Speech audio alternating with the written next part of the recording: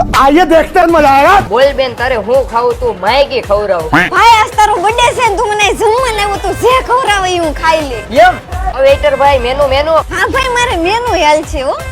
આવા પાગલોને ઘરની બહાર કાઢ્યા સેવા નથી Few moments later. તારા ભાઈએ કેટલું મગાઈ દીધું તુવેર ટોઠા હળદરનું શાક પનીર ડુંગળી કાજુ લસણ ઓળો ભાખરી રોટલા રોટલી જલેબી હવે તારે જોઈ હું एहे